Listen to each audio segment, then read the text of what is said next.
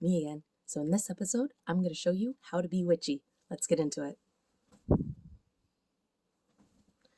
Well, this had to have worked. Maybe my lighting. I should find my witch hat. Ideas. Hi, my name's Samara. This is me. You're about to hear something really funny. Yep, let's drop the phone a couple times. Bird, you look rough. How'd you get out? And this is my life. What is this? What did you do? Yeah, double for trouble. Really? Missy? So, welcome to it. It's blizzarding.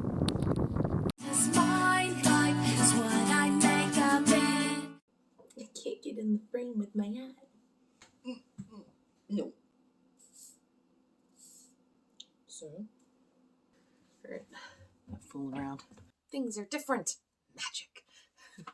No, I decided to kind of redo the beginning because it was all jumbled, and even though I have it all written down what I want to talk about, it still came out as a mess. So first and foremost, before I get into anything, because a lot of these practices deal with fire and fire bad. So I just want to express my concerns or whatever other people's concerns. Just be safe with the flamey flame, and don't leave it unattended or anything like that. Follow Smokey Bear practices. I'm not condoning pyrrhicism here. Yeah, that's that. I decided to break this up into kind of like 3 acts. So we have the preparation, we have the craft, and then we have the wrap up. So in the preparation, there are 4 things that kind of fall in line in the whole grand scheme of things. One is the decision. So decide what you're going to do, whether you're going to do tarot, tea reading, like whatever you're going to do. Decide what you're doing before you go on and do it. That way you can kind of have a general idea of what you're going to need, which brings us into the second thing, which is gather your materials. So you want to make sure that you have everything going into it so that you're not halfway into your practice and realizing, oh, I don't have Eye of Newt or, something like that. The third one is cleanse the area, and that kind of is teach their own, really, because everybody goes about it in a different method. Some people like to really put in a lot of effort into the cleansing, so they'll use sage or incense, chimes, music, lots of different little things, and that's completely fine. You can do a whole bunch of things and really set the tone for the experience, or you can do nothing and just get right into it. It really is like, make it your own, because that will make it so much more powerful, which kind of brings us into the fourth step in the preparation, which I believe is the most powerful thing that you can do, and that is set your intention. When you set the intention, you're kind of setting the tone for the whole experience. Whether you're seeking clarity or understanding, whatever it is that you're kind of after, it's not so much the expectation or the outcome. It's more just the general feel, the atmosphere of your practice. And that's why I think it's the most important thing, because if you go in there all wishy-washy or wobbly, your whole experience isn't going to be very clear or precise or like, you're just going to get a whole bunch of mumbo jumbo. But if you kind of go in with that clear intent, it really helps clear up what you're truly desiring out of the experience. Most of the time we are looking for some kind of answer or clarity behind something. So just having that in itself is next is the craft or the practice. So we're going to talk about scrying. I'll say it right eventually. We're going to do the tea leaves. Then we're going to test your intuition, which is basically like a little play along game that you guys can do from home and see how it goes. So after everything is all set and done, you want to make sure that you blow out your candles, you kind of put your stuff away, you clean up your area, because depending on what it is that you're doing, it can be messy, it could be not. So you want to make sure that everything is cleaned, put away for your next experience, your next practice. Let's start with scrying. Scrying is the art of gazing into something and using the mind's eye to receive messages, information, things like that. Ancestors used to use the clouds in the day and puddles of water and the moonlight at night to do their scrying. We can use water reflections, we can use mirrors, we can use crystal balls. There's so many different things that you can use to scry. So generally for scrying, you want a as dark as you can get it room. I'm not going to go completely dark because I might get scared. But yeah, you want a dark room, and you want the candlelight to be underneath your mirror. And then what you're going to do is you basically look at yourself and you kind of allow your vision to kind of go into that blurry state. Just focus on your breathing, and your reflection will start to change, or you'll start to hear different things. You'll start to, it's really interesting. You just kind of breathe, and you can set a timer or not. I've done it for 5 minutes, and I've done it for 15 minutes. Like it's like another little kind of meditative thing. But yeah, cats, my heart. Oh, now the light went out. I guess that's my time. Oh, nothing happened. Okay. Oh, what did it say? It said something to me. Now my phone's going all woo. Teziography is the name of the fortune-telling method using tea leaves, coffee grounds, or wine sediments. Basically, you use a cup, and the handle of the cup always points towards you. So this is always you, your home.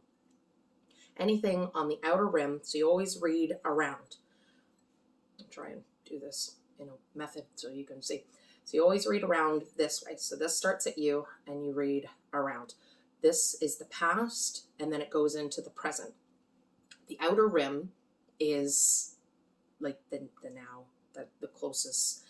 The inner rim would be the near future, and then right in the center here is the distant future outcome, things like that. So anything that's up here or along here means close to or just recently passed. Anything in here would be a couple weeks, month, in around there. Here is further down. And yeah, mine, like this is an actual like reading thing, so it's got like all of the little markings, so it has things that you can, as you can see. So all of these things have different meanings, and like planets and things like that. So like you don't need one of these in order to read it, because you can literally just look online and it'll show you all of these things. And depending on where it is in here is more important really than all the added little things. It's just helpful to those that are kind of learning or wanting to learn more in depth. You can also get the one with the, because when you spin it out, you throw it on here. Anyways, we'll show that. When putting your tea leaves in, you never want to use ground tea, because it is too fine, so you won't get you'll get it more in your teeth than you'll get it anywhere else. So you use more of a choppy up kind of thing. This is I have some lemon drop stuff here. I've got some zesty orange. There's a rosé kind of one here, and then some Earl Grey. So I'm just going to make some kind of a little concoction here and see what we get. Now, most people boil the water and then they put it in the cup, and I have this. So this is what I'm doing. So once your tea is ready, you can prepare it however you would like. You put honey in it, you can put some milk in it. You want to enjoy it, so do it upright. As you allow your tea to cool and you enjoy drinking it to your heart's content, whether that is waiting for it to get cold and chugging it, or you just take little sips until it's finished, however you go about doing it, that's kind of where you set your intentions here. You just kind of bask in the tea therapy and then read the leaves. Hopefully I've got this in a kind of a way that you can see. So you want to leave just a little bit of, as you can see, a little bit of water in the bottom. What you're going to do is you hold your cup, make sure your handle's pointing towards you. You swirl it around like three times, however you do, and then you plop it right into the cup. So I'm pretty sure I've done this before, but I'm trying to do it a more show off method, I guess. So yeah, we'll just go 1, 2, 3, 1. Something like that. Again, you can do it however you want to do it. The way it goes about, you cannot do this wrong. Well, you can do it wrong if you smash your cup and then everything's everywhere. Like that's probably not going to be helpful. But there's no precise manner of going about it. Whatever feels right to you works. So you allow the water to kind of like drop down. When you feel things are like, you think it's kind of done, you tap. I always do things in 3. It's just kind of a thing. And then, yeah, you just kind of flip her over and see what you got. Oh, mess.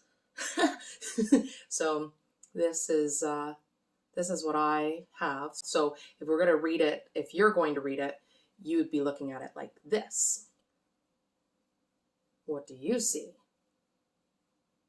Sometimes like moving, like you can move it around, like you don't have to hold it in this position. Like you can, if you're having trouble seeing things, you can move it around. So like I was saying, because this thing has things on,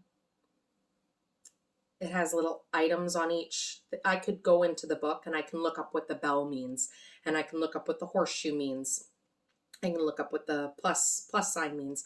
Now, because the bell is on this side, so towards the left, that would be the past. This horseshoe would be the past. The cat would be more in the present, and the plus sign would be more in the like right here and now type thing. Everything else is kind of more in the distant future. And again, you don't try and see, like, don't effort, like just allow whatever to kind of, whatever's there is there. I'm kind of seeing like a Christmas tree, which would kind of make sense because like it almost, to me, it seems like a volcano coming out of a Christmas tree.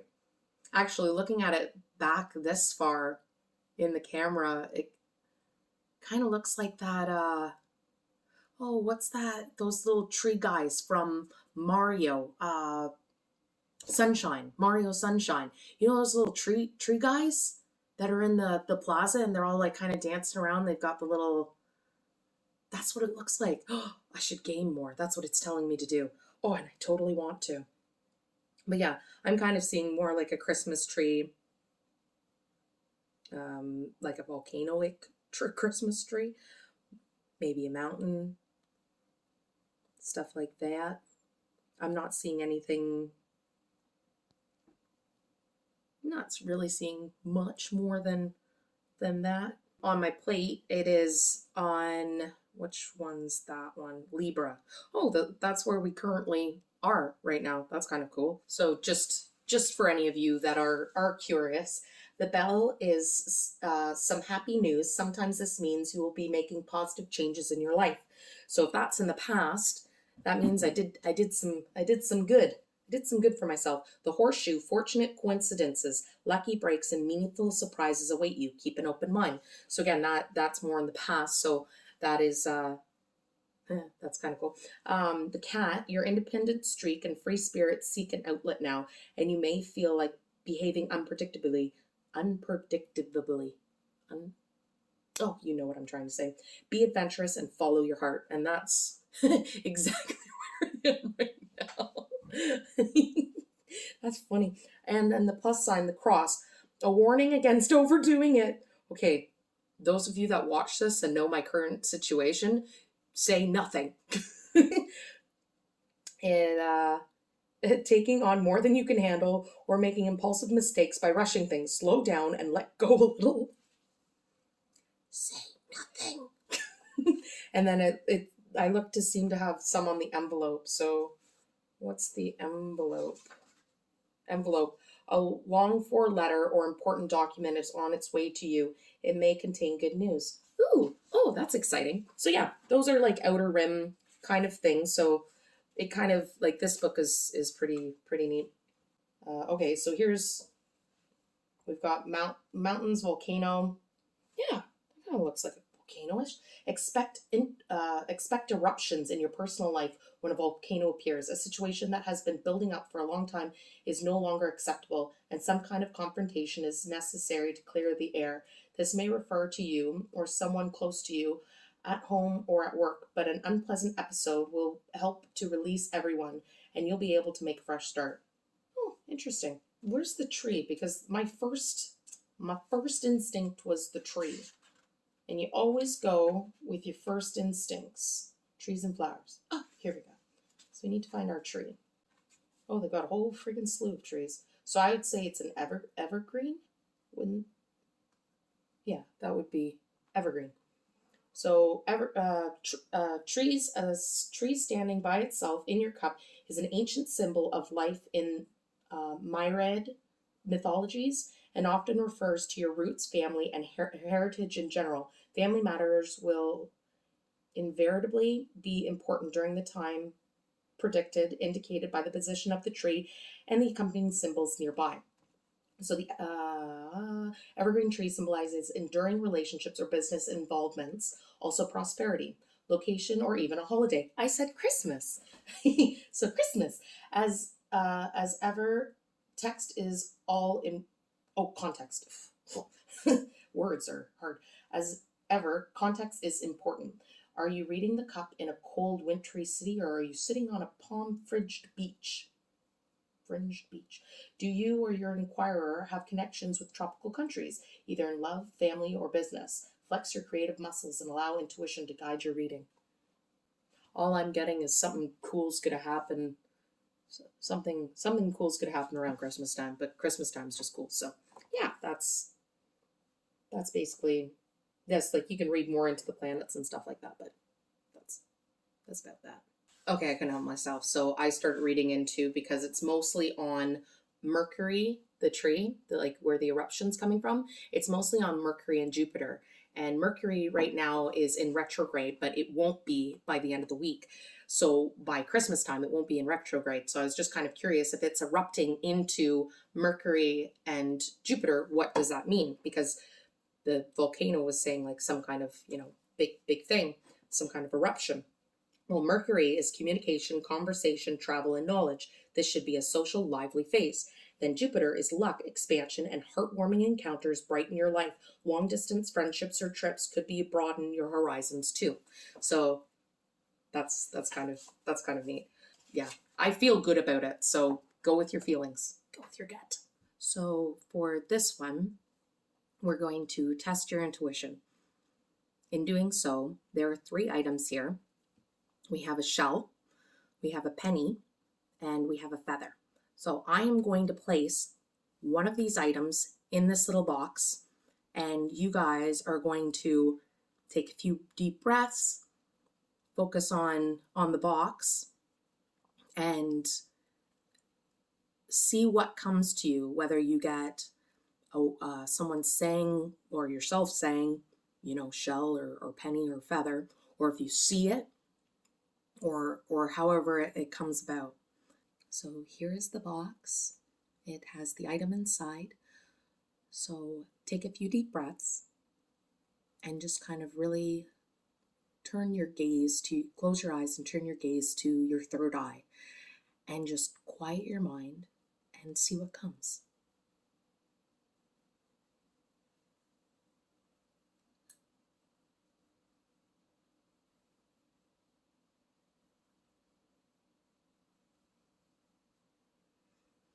So we'll do the reveal now. If you saw the feather, you got it right. So let's try her again. So here's the box again. I've placed an item inside, and again, take a couple deep breaths Close your eyes. Put your focus to your third eye and see what comes.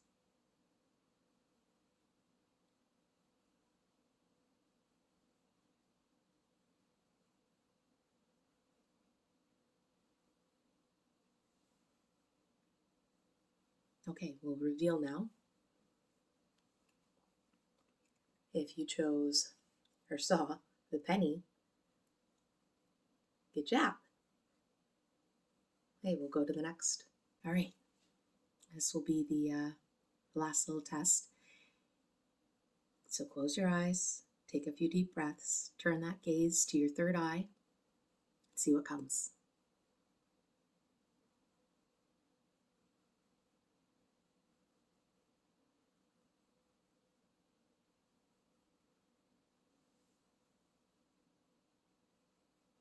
All right, we'll reveal. Did you see the feather again? How did you guys do on the intuition test? Did you have fun? Sometimes you get them all right, you get them none of them right. I've done a couple of them where it's just like I'm so bang on. And you know what? I was feeling good that day. I felt good going into it, and I was like hopeful and just like playful and just in that good positive kind of vibe. And then there's other times where I've done it and I've been not there and I don't get anything and I'm just like, oh, I'm terrible at this, blah blah blah. I can go from 1 to 100 really quickly. But yeah, no, it's the more you practice it, the more you try at anything, you can only improve.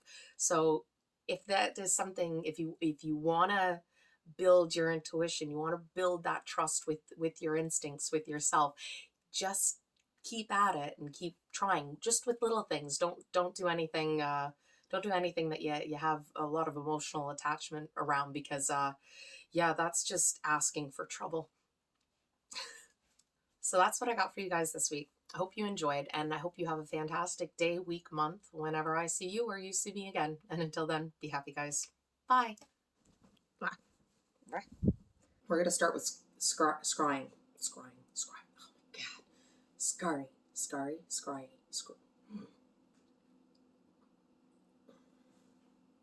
What is it friggin' called? They're not diffusing. Oh, this is terrible. Incense. Why couldn't I think of incense? Oh my gosh. So, once your tea is... Should I say what I'm going to do next week? Because I don't even know what I'm going to do next week. I never know what I'm going to do. I think that's everything. Yeah.